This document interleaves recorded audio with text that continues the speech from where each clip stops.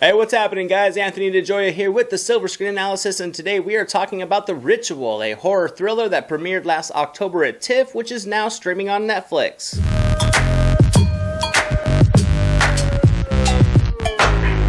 This David Bruckner film is set in Sweden, and it follows a group of friends that reunite for a long hike, and deep in the woods they begin to see grim warnings of danger all around them, but there's nothing they can do about the dark presence that's already stalking them. Now, I thought this was mostly a blend of The Blair Witch with The Wicker Man with shades of many other horror movies, but it was still entertaining. It creates some genuinely tense and frightening moments. It is hindered by a routine third act, but overall it doesn't keep it from being a very capable film. It does start out a little slow, but I think it was useful to get a viewpoint of where the characters were prior to their meetup and giving some foundation to the current status of all their various relationships. Fortunately, things do really pick up when the characters hit the hiking trail, which is absolutely where this film thrives by delivering almost constant uneasiness. I really enjoyed the performances. I felt they were all more than enough to create some natural characters that you can relate to and actually build a connection with. The group of guys all had the normal dynamics you would expect and see from a group of men their age, and they all shared a genuine chemistry that truly did sell them as who they were. This story through the first two acts was honestly very compelling, with some excellent direction and cinematography. You really can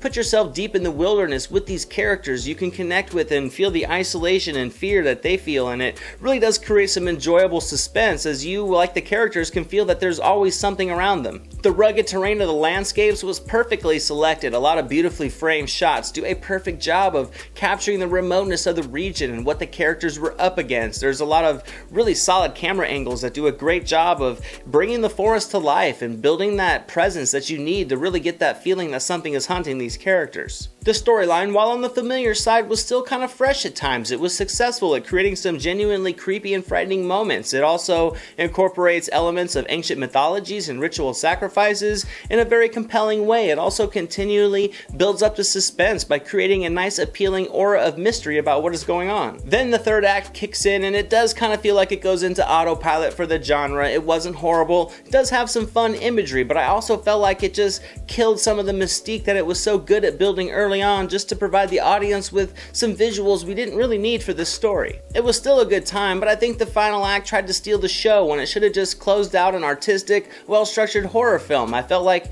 it kind of made the rest of the film feel forgettable, but it certainly doesn't ruin it. I would have just preferred a closing act with a little bit more mystery to it. So overall, I'm going to give The Ritual 85% on the entertainment meter because it was a great movie 85% of the way. I do recommend checking it out on Netflix if you enjoy horror films. It's got a solid story that builds some strong tension and uneasiness. It has some good performances and visuals, and overall it's a fun movie. And that's it for today, guys. That's my review of The Ritual. If you watched this movie, let me know what you thought of it down in the comments below. Also, don't forget to drop this video a thumbs up if you enjoyed it, and hit that subscribe button so you can come back next time. Thank you so much for watching, guys. I definitely appreciate it. You guys are all fantastic. I'm Anthony. This is the Silver Screen Analysis, and I'll see you at the movies.